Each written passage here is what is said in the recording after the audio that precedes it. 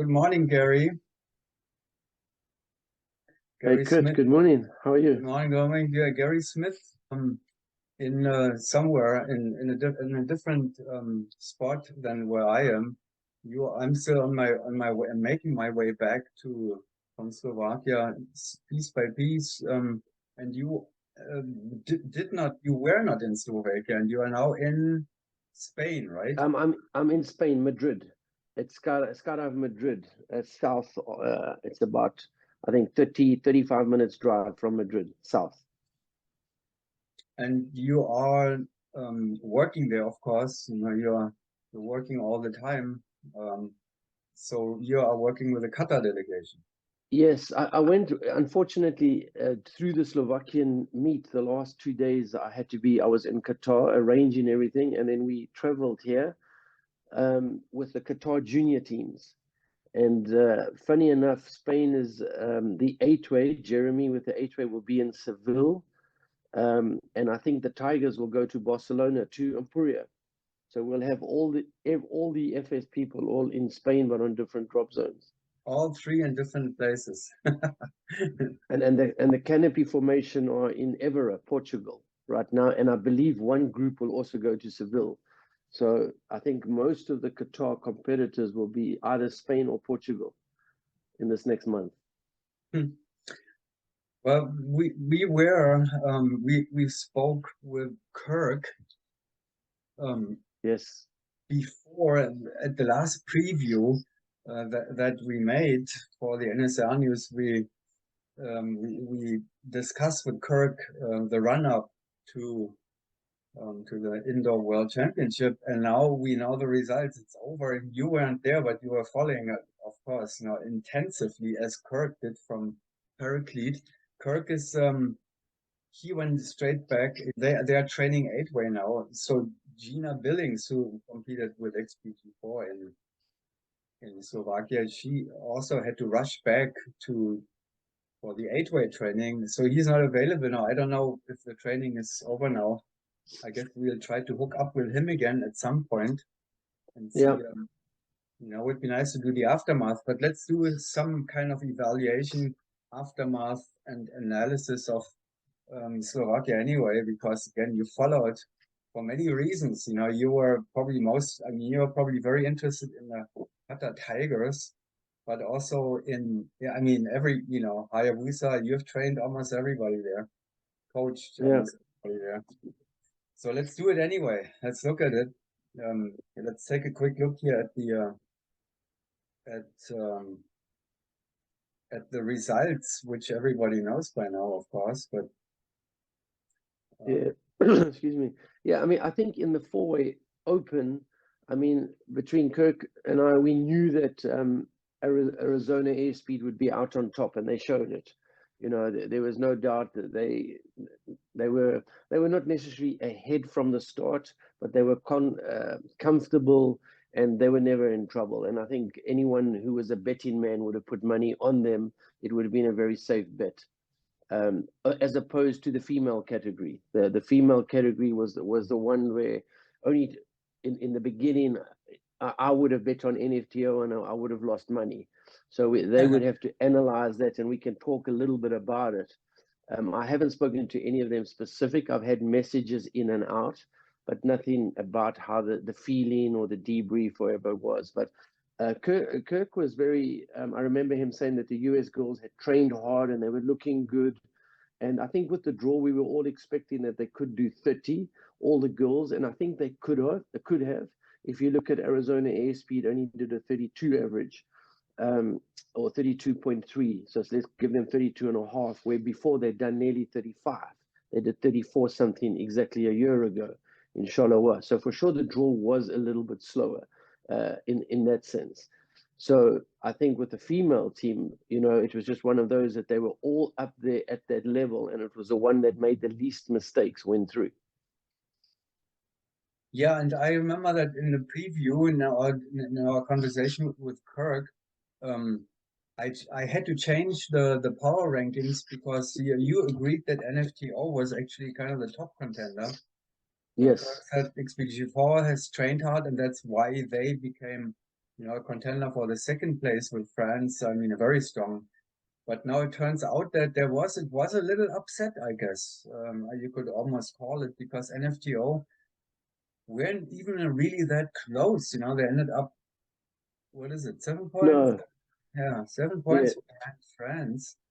Um, yeah, but I Out think of that, if you watch the 19 points. NFTO jumps, if you watch the NFTO jumps, and I haven't watched them on a rerun, I haven't found them, but I watched them live, and I could see some stuff posted. Is that they never had a great meet. So if we go into an ifs and buts, or from a coach's point of view, I would always go, if you put those three teams back into the tunnel again today, I would still give NFTO a chance to make an upset on either France or XPG4. But I still say it would be close because they were all looking good. As opposed to the Open, I would still put my money on Arizona Airspeed. Mm-hmm. They for me were the most comfortable at that level, and they were not going to make a mistake. And if they made a mistake, it was very small. So I would say the Open would be similar order. Maybe Hayabusa could upset the French, but there's some weaknesses in Hayabusa that they know that they need to train, and unfortunately they did come up in the beginning. But for the female, NFTO just did not have did not have a good meet. They themselves would call it a bad meet, and I think it was not a disaster, but they just kept making mistakes and in the beginning, and that's what gave the teams, it put them further behind, and then you start to panic. Yeah, but they were still, the first two rounds wasn't really that bad. You know, they were Yeah, but like, yes, and it was not the 100% best. You know, there was a brain lock on the 17, the KF 2217. There was a brain lock. That, you know, there was a bust. As opposed, I mean, many teams were busting. I haven't counted up all the busts of the female category, but NFTO did not. It was not their meet, and I'm sure Roy as coach would be going. He was a bit surprised, and I think what they would need to do is go into a bit of a debrief and try and put their finger on what was it. You know, where did we go wrong? so the first round, the meet opener, was kind of a tricky round one anyway. So I have, Yes, it was just filled. Did you watch any of the live streamings or any of the videos yet, round by round? all the time. Yeah, Oh, every okay. round. I never missed it, but of course they were switching cameras. I was trying to time it at the same time. Mhm. But sometimes when they switch camera from the door to the top, Right. there was like a millisecond that you lost. Yeah. And then that sometimes creates a 1 or 2 point swing, you know, on your time, my timing to the Mhm. actual judging. So the round one was like almost shocking to me. You know, the number of brain locks and flaws, and Yeah, the combination of round one, we all know round one is, you know, has its own character, yeah, its own challenges. But then on top of that came the slot switcher in round one, plus block 14 can, you know, it can also be confusing in the memory. So yeah. I've never seen so much I cannot recall a competition that began like this with so Yeah. much trouble. What do you think? Well, yeah, well, I think, I mean, I have to be honest, if I go through it myself, I would go, there's quite a big difference between a 14 and a 3, especially the finish. So that should almost help you through the sequence, even if you have the memory. But yes, maybe put together with a round one, the extra pressure, the anxiety from a lot of the teams, that people got lost in the sequence. And that was the big one for the British Open team. I always pronounce them as Meraki, but I heard it was Merakai with Pete Allen. That was a one that I'm sure they will never want to see again, because I saw people turning different ways, and I wasn't sure if that was on purpose, to turn a different way, to finish your 14 the other way so you could go to the 3 without the head switch. So and then they got so confused. And if you listen to Nicholas's debrief at the end, he said they took up pretty standard on the E14-3 because there was a quicker engineering. Although I don't think it would win against, if I watch their jump over and over, I think Airspeed took the strongest, they looked the strongest, and there was never going to be a mistake in that jump. And I think if they had gone with something different, there might have been with that extra pressure of the round one. And interesting enough, that was a round where France actually tied them We've seen Yeah, this before that it hide them, but because ASP didn't take any chances, I guess the French had an yeah, but you opportunity might. there. If you give the French, I'll give you another example. It came up in the Shamrock as well on round one in Deland, a turning jump. There was something with 014 or something in the Shamrock, and they tied airspeed. I think they both scored 26.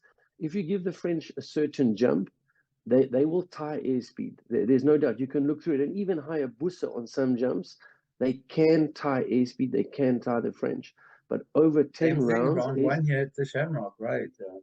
yes, and it had a 14 or something in it, and maybe even a 7 and 14. I can't remember. Yes, it is. Um, 14 and 7. Yeah. and the French can turn, and that's there. They like certain jumps, as do Hayabusa with, for example, something with a block 3 in it, but with the 40. I mean, I think Hayabusa also scored 27, but -1 on that first round. Um, so certain jumps they can match, and they will match airspeed. But over 10 rounds, airspeed was so solid at the level that airspeed is now. No one is comfortable at that level except them. And I remember that was the Hayabusa of the past. Even when they went up against Wemby rollers or the high rollers or the Wemby mixed teams, they could match Hayabusa and beat Hayabusa in a round. But in 10 rounds, I knew they would never beat them because they were not comfortable at that speed. It was too fast. There was too much of a little panic inside some of the jumps. And that's what you see with the French and Hayabusa at this speed. And airspeed never has that. And it's actually scary from a coaching point of view if you have to go up against airspeed that these guys look comfortable at this speed. Yeah. And so as you were following, I'm trying to find quickly the round one from the French team, I think here on the IPC, on the ISC FAI website. That's round one we are looking. Can you see that? Are we looking at? No, I'm looking at a gray screen, unfortunately. Yeah. Okay. It should be There's on some the Zoom screen though, because I'm sharing the screen, or you may be able to see it. But yeah, but on the Zoom screen I just see I see the NSL and some gray, but I don't see yeah, anything. that's all right. Well, I'm going to go back here anyway. So I was just looking at trying to look at the round one of the French team when they tied their speed. And let's go back to um I mean, Kurt, another one that on round 3 with the French, the 075, they're also, that's the sevens, it's the turns, it's the block 5, also very, very, very good. You know, I think also in Eloy World Meet, last round was also, I think, block 7 and block 5. Round 10, Eloy. Yeah, they have. I mean, they're building a team there, obviously, and the SB is fully aware of that, as we have heard in their interviews, that they are fully aware of SB and Hayabusa both. Sorry, France and Hayabusa both coming strong. You know, Yeah, to for sure. For challenge sure. them at some point in the future, very soon. The SB is expecting that. You know, in Israel, they're expecting a competition in Israel. Yeah. And And I mean, as they know, when you out front, you pushing the limits, but you're not going to push that gap as fast as the people catching you. They're watching so it's always hard. It's hard to be the favorite, trying to get better and better. But airspeed will work. I've always said you don't go to a world meet and expect an untrained airspeed team. That never happens. yeah. Did you, if you were following each round, you know, through the competition in the live streaming, going back to four-way women, did anything catch your attention in round 7, where they were, had to do the Yeah. re-flying of the round? Did Um. anything catch your attention there? No. I mean, no, not from. Yeah, I think that was also one of the rounds that the camera started to also switch from the the door, the level view to the top view, and I think also there was a bottom view in between all of that. And I have to be honest, I cannot remember if it was only one team, but I have heard in hindsight that there was some glare on the camera stuff, and that created some issues. But so I heard your talk with Airspeed and XPG4 and obviously try to learn a little bit from it as to what was the problem. But nothing caught myself that I thought, whoa, there was going to be a rejump. No, I did worry a little bit about the echo chamber, because it was quite often that they got in and they were flying, and I heard the commentators even saying, well, they normally nearly on our level, and you saw them very big in the screen. So I thought, whoa, would that be a problem? And I mean, from the judge's point of view, it was not a vertical camera exactly on top.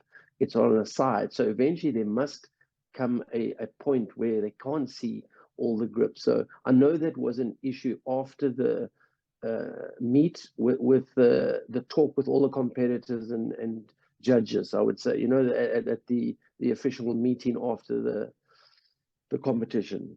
Yeah. So, the French four-wheel women team and NFTO mastered the reflight, very well, obviously, and the US team got hammered on on that round. So, well, how does a thing like this happen? Tell us a little bit, Gary. You've probably done rejumps in your life. Yeah, it's difficult, but I mean, I heard, I was even listening to the airspeed guys speaking to the girls and saying, yeah, we felt for you, and it is like that, and it happens in our sport. Our sport is not that professional that everything is 100%. But if you look at top games, and I go back to soccer, there's refereeing decisions that win or lose a game because a penalty gets given or not given, or a goal. So I do feel sorry for them, but at the other stage, they learn from it, and I'm sure Kirk Werner in their corner in a debrief, or Nicholas would be saying to them, "You come away stronger from it." And yes, it would have been disappointing, but in the long run, it's a learning curve. They would have to also look at themselves, and barring the whole thing about running away to go eat and then having to rush back and jump and not focus. I think there's always enough time. You've done the jump before, so it's not like we're not prepared for the jump. You just need to mentally get yourself back into the game. And obviously, NFTO would also have a story, and so would France, about we thought we were off and we had to run back and do this, and we had a good or a bad one. And now, even if you've had a bad one, you have to fix the mistakes. And if you have a good one, it's the mental thing of going, I'm just going to go and do that jump again. And there are teams, many people will say, oh, re-jump is always the worst. But then you say to yourself, why? Why is it the worst? It's mental. It's not that the airspeed or anything is different.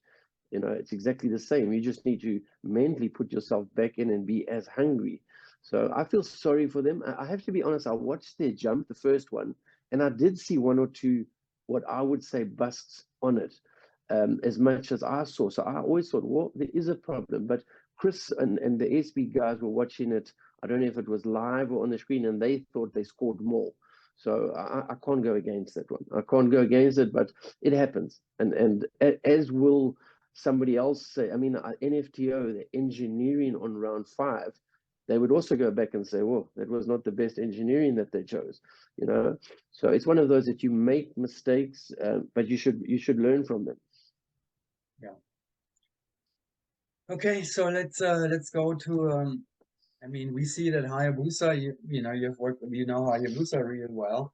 We see that they are inching their way up and closer, so that it looks like they will, be back very soon on the top level and challenging. Yes, France, same thing. What about the Qatar Tigers? Are they out of that race? I mean, they ended up far behind any of the medal positions. What's going on there? The Qatar delegation, you're coaching the farm team still. The Tigers are working with Andy. What's going on there? Well, I'm hoping for them that also the change of coach. I mean, they had done some training. I think they were a week in Barcelona, but as we know that they're all in Ramadan, so they're not eating during the day. So they had a long break from the finish of the Shamrock. They then went and they did nothing until a week before. They didn't do no tunnel. So that's going to be a little bit of where the inconsistency comes. I would like to give them a couple more points on their actual performance.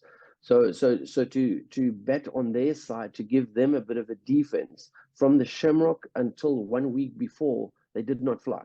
And then they were still in Ramadan. So their whole eating habits, their whole, if you've ever been to Qatar or into the Muslim country, they sleep during the day. And then they wake up at night and they go through the night until they rise again, and then they go back to sleep.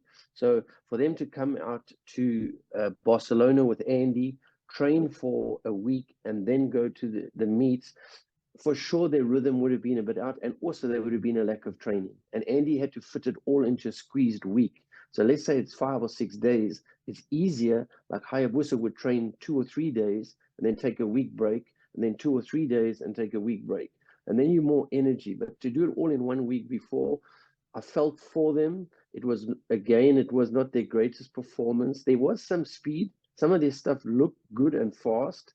But I think Andy needs more time with them.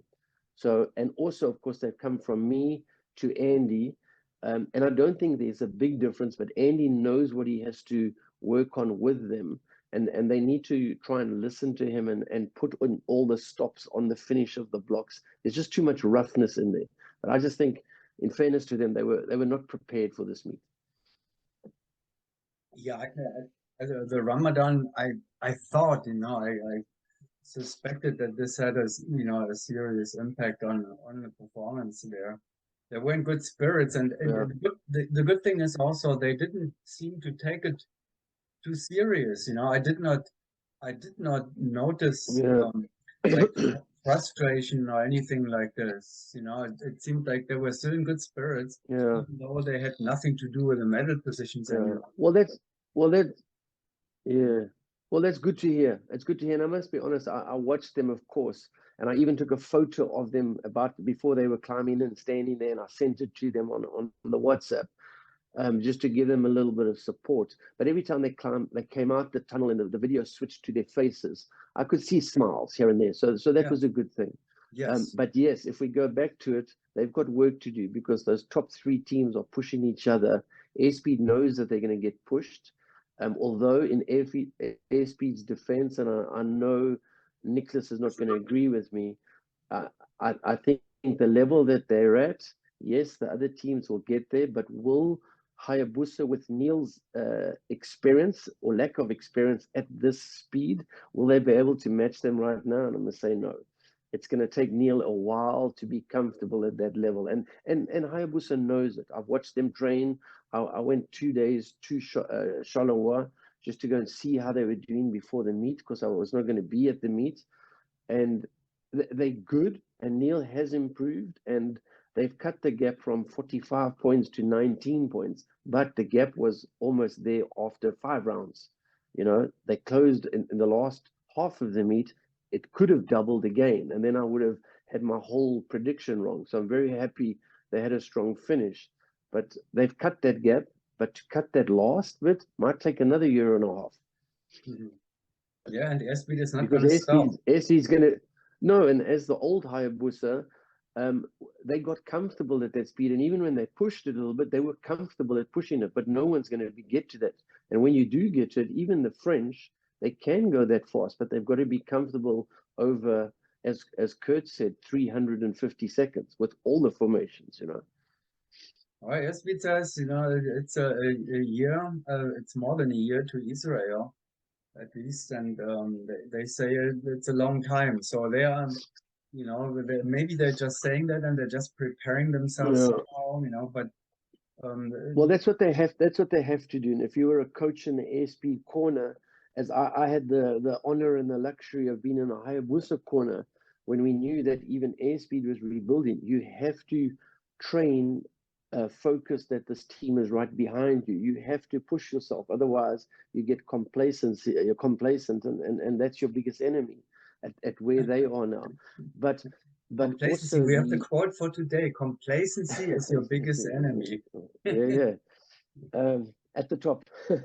Yeah, um, Joey Marshall just had this. Um, what was that? He said an interesting quote too. It was like um, what is it? The second, they're familiar with a bad round one, something like this. Yeah, I remember that, but We I are can't remember familiar his with, quote.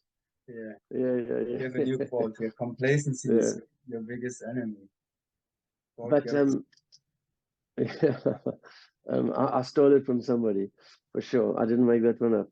But then where I don't know where I was going with that whole thing. But when we go to outdoor, it's a different ball game as well. Airspeed again is very comfortable at that, and it's very easy for France to go and do 20 hours of training in the winter, but it's not that easy to go and make 400-500 jumps and get to catch. So it's one of those that I think you could put together, as we all know, you could put together a Craig Gerard, a Kirk Vernon, even though we are older, but put 4 individuals that are good flyers together. And yes, they will not catch the top because these guys are young and they're athletic, but they won't be that far behind. All of a sudden, they'd be, hey, I'm up in the top 5 or 6. But you put them in free fall and it's not going to happen. Gary, I just got my 10-minute warning, believe it or not. Unbelievable. I cannot believe it. I really cannot believe it how quickly the time always runs by. But I just have to keep in mind we still have another 5 minutes. So I'm definitely Yeah. gonna use them. Well, I wanted to say, I promised myself Yeah. when you called me, I wanted to say one thing which I forgot on the last one. To the Dutch team out of the blue, I think I was going to say, because we were talking about which teams were coming through. I predicted Italy would come through.